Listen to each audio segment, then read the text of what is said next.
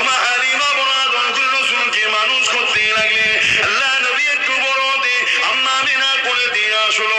আম্মা আমিনার কোলে কয়েকদিন থাকার পরে আল্লাহ নবী বারবার বলতে লাগে, আম্মা যান, প্রত্যেকের আব্বা তাদের বাচ্চাকে নিয়ে আদর করে কোলে করে নেয়, আমি মুহাম্মাদের আব্বা কেন আমাকে ডাকে না, আমাকে কোলে করে কেন নাই না? আম্মা জান, আমার আব্বা জান কোথায়? আমি মুহাম্মাদকে আমার আব্বার কাছে নিয়ে চলে, আমার আব্বা কেন আমাকে ডাকে না?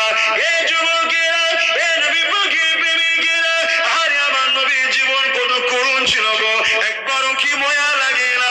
একবারও কি দিল কাঁদে না?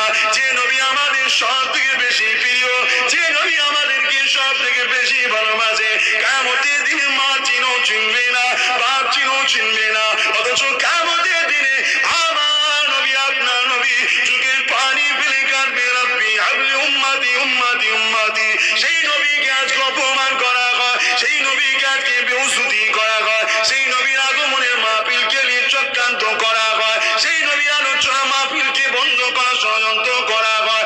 এই যুবকেরা এখনো ঘুমোবে, এখনো কি মাচানে থাকবে, এখনো কি ক্লাবে থাকবে, এখনো কি ধরে ধরে ঘুরবে, এখনো কি টিভির সামনে বসে থাকবে? তোমাদের কি ঘুম ভাঙার সময় হয়নি? আসো জাগো, নিজের জীবন আদর্শতে আল্লাহ নবীর জীবন আদর্শকে গড়ে তোলো। তুমি যদি আমার নবীর সুন্নাত অনুযায়ী চলতে পারো, আমি কথা দিচ্ছি সমস্ত দুশমন মুনাফিকেরা তোমাকে দেখে আমার নবীর প্রেমিক হয়ে যাবে।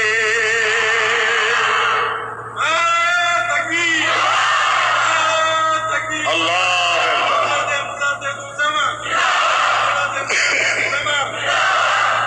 কত কষ্ট করেছে চিন্তা করে দেখো। যাকে আল্লাহ এত ভালোবাসে, যাতে দুনিয়ায় কোনো এতিম ছেলে মনে না কষ্ট পায়, কষ্ট পেলেই মনে করবে আরে আমার রাসূলের তো আব্বা ছিল না, আমার নবীর তো আম্মা ছিল না, তার মনে একটা সান্ত্বনা হবে। তাই রাসূল দুনিয়ায় আসার আগে মায়ের গর্ভে আছে, আব্বা চলে গেল, যদিও দুনিয়ায় আসলো রাসূল কিছুদিনের মধ্যে আম্মাও চলে গেল। বারবার যখন বাইনা করে আম্মা আমাকে আব্বা কোথায় আছে বলতেই হবে।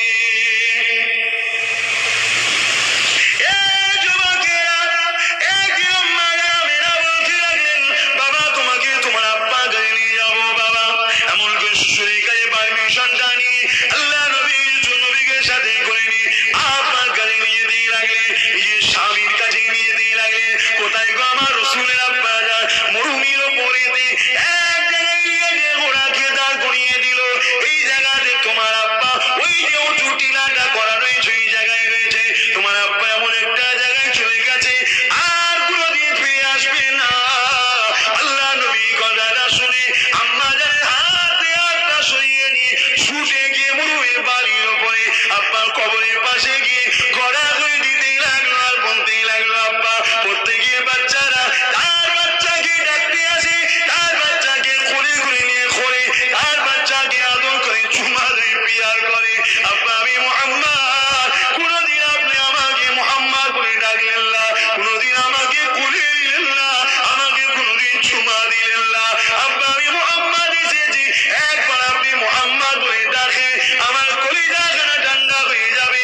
একবার ডাকে আল্লাহ নবীর এই কাকুতি বিনতি দেখে আম্মা আমিনা আমার রাসূলুল্লাহকে টেনে টেনে জড়িয়ে ধরে। বাবারে তোমার আব্বা এমন জায়গায় গেছে আর কথা বলতে পারবে না, ওই জায়গাতে ফিরে আসতে পারবে না। আমার রাসূলুল্লাহ এই সময়তে এমন একটা মুহূর্তে চোখের পানি ফেলে বলেছিলাম, মা অবশ্যই একদিন আমার আব্বাকে মুহাম্মদ রাসূল বলাবো। আজ কিছু লোক ইখতিলাফ করে, বড় দুঃখ ভাই, কি মুসলিমদের কথা বলছেন। মুসলিম দাবিদার বড় বড় মুফতি মৌলানা দাঁড়িয়ে রেখে বলে রাসূলুল্লাহর আব্বা আম্মা জাহান্নামী, বলে নাউজুবিল্লাহ। এই ফাটা কপালে, তুই জান্নাতে যাবি কি ভাব। রাসূলের আব্বা আম্মালে তো কত মাথা ব্যথা করতে হবে না। রাসূলুল্লাহর কোনো ব্যাপারে কোনো যিনি রাসূলের সঙ্গে জড়িয়ে আছে কোনোটাকে অপমান করার অধিকার নাই। কথা বুঝে আসছে? তারিখের কিতাবের মধ্যে আছে, বহুত হাদিস থেকে প্রমাণ আছে আমার রাসূল পাক সাল্লাল্লাহু আলাইহি ওয়াসাল্লামের আব্বা দ্বীনে ইব্রাহিমের মধ্যে ছিলেন, জোরে বলুন সুবহানাল্লাহ। এবং পরবর্তীতে তিনার আব্বা আম্মা উভয়কেই আমার আল্লাহ পাকের হুকুমে রাসূলুল্লাহ দোয়ার ওসিলায় আমার রাসূল তেনাদেরকে কবর মোবারক থেকে তুলে কলেমা শরীফ পড়িয়েছিলেন। জোরে বলুন সুবহানাল্লাহ। কি জিন্দেগি আমার রাসূলের, এত কষ্ট, এত ব্যথা বেদনা নিয়ে ছোটবেলা থেকে বড় হয়েছে। হচ্ছে আল্লাহর দোস্ত তিনি, দোনো জাহানের শাহ আল্লাহ তেনাকে করেছে। তিনি গেলে গাছ সালাম দেয়, পাহাড় পর্বত সালাম দেয়। তিনি যখন কোন প্রাকৃতিক দুর্যোগে সাড়া দেবে, চতুর্দিক থেকে গাছ এসে হাট হয়ে ঘিরে রাখতেন। তিনি প্রাকৃতিক দুর্যোগে সাড়া দিবার পরে আবার যে যার জায়গায় গাছগুলো চলে যেত। সাহাবারা বলতেন আমরা দ্রুত এই জায়গায় যেতাম, কোনো কিছু দেখতে পেতাম না, শুধু খুশবু বাইর হতো। জোরে বলুন সুবহানাল্লাহ। আর একটু জোরে বলবেন না? এ নবীর গোলামরা জোরে বলুন না সুবহানাল্লাহ। আমার নেতার মতো নেতা পৃথিবীতে আসেন আর আসবে না বাবা, আমি বলছি নি। সমস্ত ধর্মের ধর্মগুরুরা আমার নেতাকে সম্মান করেছে।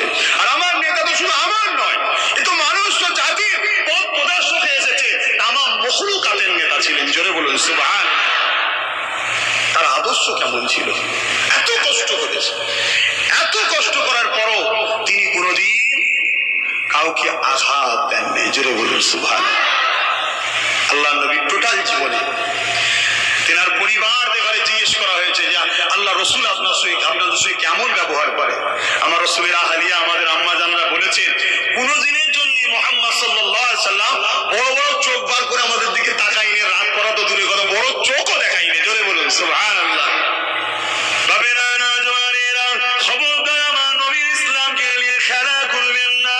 নিজেদের মধ্যে মতন ওই কুহারি বাজারি থাকলে হবে, ধর্মীয় ব্যাপারে খবরদার নিজেদের মধ্যে মতন ঐক্য তৈরি করবেন না। এ যুবকেরা, তরুণীরা, আল্লাহ নবী, নূর নবী, দয়া নবী এইভাবে তিনাকে জোর করে কোলে নিয়ে আম্মা আমিনা আদর করে নিয়ে আসে।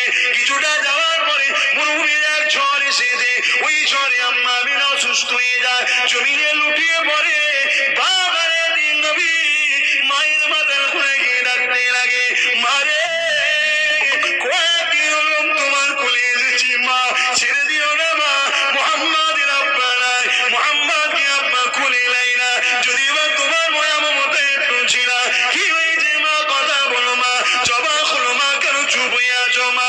আরে আমার রাসূলুল্লাহ এইভাবে আম্মার মুখে চুমা দেয়, আদর করে, আর মা মা বলে ডাকতে লাগে। এ ছেলেরা চিন্তা করে দেখো তো দেখি, যার জন্য কায়নাত তৈরি হয়েছে সেই নবীর এই দৃশ্য হচ্ছে, আল্লাহ কি দেখতে পাই না? অবশ্যই দেখতে পায়, কিন্তু আমার নবী যাতে রাজি, আমার আল্লাহ স্বয়ং তাতে রাজি।